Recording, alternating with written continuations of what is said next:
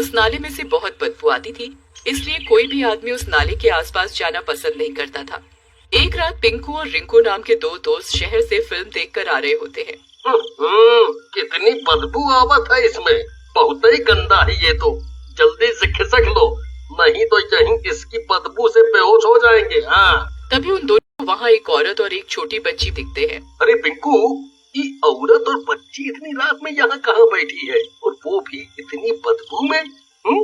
चल के देखना पड़ेगा। कहीं कहा तो भैया बात कुछ टेढ़ी लगत है, और दोनों देखो डरावनी भी लागत है। चलो चल करके देखें। ऐसा कहकर वो दोनों तेजी से वहाँ से जाने लगते हैं, लेकिन तभी वहाँ तेज हवाएं चलने लगती हैं और वो दोनों उस हवा में नाले की तरफ खींचे चले जाते हैं। अरे अरे मर गया रे, रिंकू भैया बचाओ, ये क्या हो रहा है? मैं तो नाले की तरफ खींचा जा रहा हूँ, बचाओ बचाओ। अरे भैया हम का घंटा बचाएं तुमको, हम खुद ही खींचे जा रहे हैं। तभी दोनों उड़ने लगते हैं और नाले में गिरकर बेहोश हो जाते हैं। अगले दिन वो नाले के किनारे गंदे पड़े होते हैं और उनमें से बहुत बदबू आ रही होती है। वो गांव जाते हैं, गांव वाले उन्हें घेर लेते हैं। हो मेरे गांव के अमिताभ बच्चन, कल नाले में नहाने गए थे क्या? नहीं भैया, शायद रात में छोटी गंगा समझ के कूद गए होंगे बेचारे।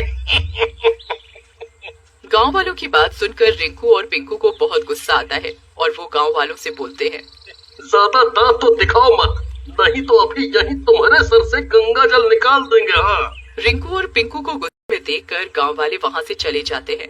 फिर कुछ दिनों बाद वहाँ पर एक गांव वाला आता है। उसके हाथ में कूड़े की एक बोरी होती है जिसमें बहुत सा कूड़ा पड़ा होता है।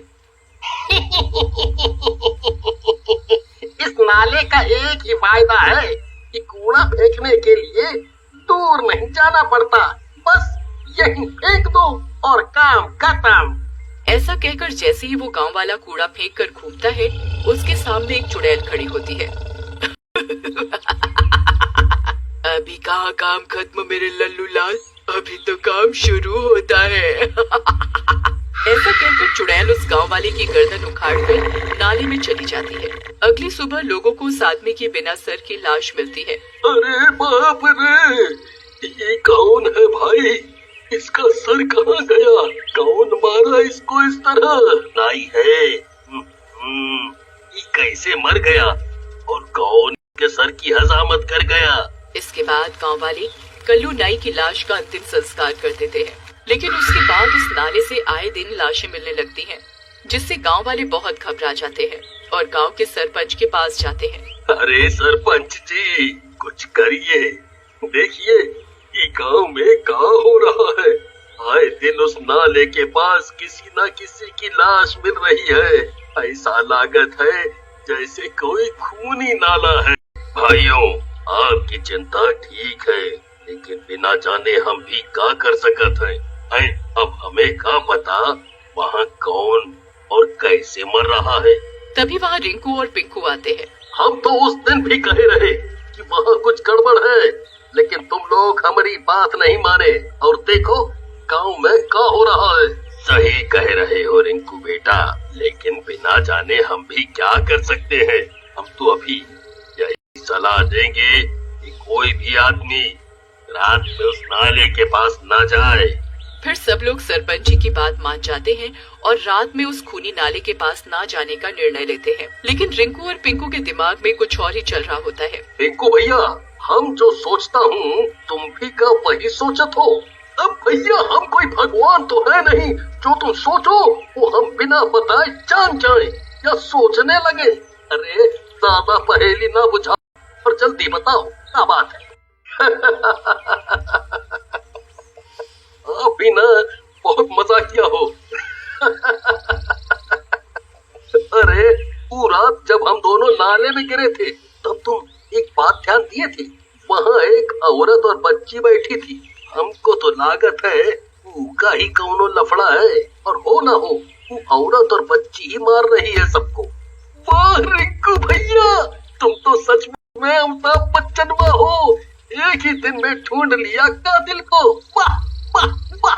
फिर वो दोनों नाले के किनारे जाकर सारी बात पता करने का इरादा करते हैं और उसी रात नाले के किनारे उसी जगह पहुंचते हैं जहां पहली बार वो औरत और बच्ची दिखे थे और फिर एक जगह छिपकर बैठ जाते हैं। तभी वहाँ एक छोटी बच्ची आती है और जोर जोर से चिल्लाती है, माँ माँ कहाँ हो तुम माँ, देखो मैं आ गई, आओ माँ, बाहर आओ माँ, मैं आ गई। तभी नाले में से एक चुड़ैल बाहर आती है और बच्ची के पास जाती है।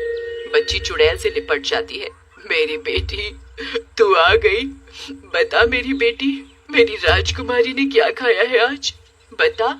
माँ मैंने कुछ नहीं खाया आज, दिन भर मुझे किसी ने खाना नहीं दिया, दिखेकर भगा दिया।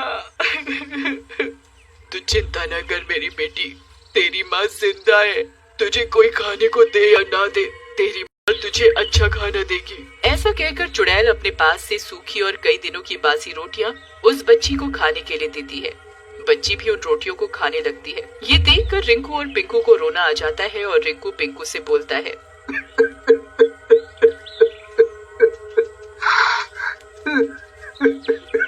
पिंकू भैया, तू बच्ची जो खा रही है उससे तो वो बीमार हो जाएगी। हम जा रहा हूँ उसे रोकने, अब से नहीं देखा जाएगा, नहीं देखा जाएगा। लेकिन अगर चुड़ैल ने कुछ कहा तो? अरे कुछ भी कहे, हम वो लड़की को ऐसे नहीं देख सकते, नहीं देख सकते। ऐसा कहकर रिंकू उन दोनों के पास जाता है और चुड़ैल को बोलता है, दोस्त चुड़ैल ये क्या कर रही है, कुछ इंसानियत है कि नहीं? इस बच्ची को नाली के किनारे की बासी गंदी रोटी खिला रही है, ये मर जाएगी। ऐसा कहकर रिंकू उस लड़की के हाथ से वो बासी रोटियां फेंक देता है। इस बात पर चुड़ैल को गुस्सा आ जाता है। ये क्या किया, कुछ दे तो सकते नहीं, कम से कम जो इसके पास है वो तो मत छीनो।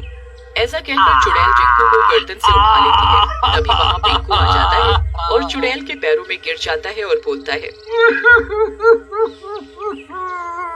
चुड़ैल जी माफ कर दो रिंकू भैया को, इनका इरादा आपके काम में बाधा पहुंचाने का नहीं था, ये तो केवल ये चाह रहे थे कि इस बच्ची को अच्छा खाना मिल सके, नहीं तो ये बीमार हो जाएगी और मर भी सकती है। पिंकू की इस बात पर चुड़ैल रिंकू को छोड़ देती है और बोलती है, तू खिलाएगा मेरी बेटी को अच्छा खाना? हाँ क्यों नहीं, वो भी मेरी बेटी जैसी है। उसके बाद रिंकू पिंकू को खाना लाने के लिए बोलता है।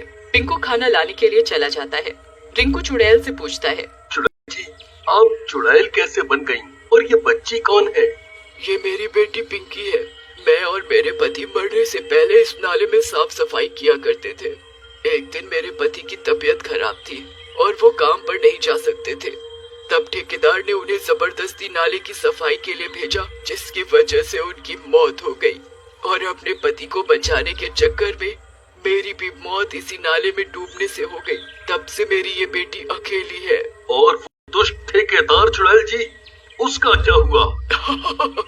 उस दुष्ट को तो मैंने उसके अंजाम तक पहुंचा दिया, लेकिन मेरी ये बेटी तब से अकेली है और ऐसे ही पूरे दिन खाने की तलाश में भटकती रहती है। तब तक पिंकू माँ ये खाना तो बहुत अच्छा है माँ, मजा आ गया। खा ले बेटी, पेट भर कर खा ले। चुड़ैल जी आप चिंता ना करें, ये हमारे साथ ही रहेगी, आप निर्दोष लोगों को मत मारिए। अगर तुम लोग मेरी बेटी को पालोगे तो मैं किसी को नहीं मारूंगी। ऐसा कहकर चुड़ैल वहाँ से गायब हो जाती है। गांव वाले भी पिंकी को अपना लेते हैं।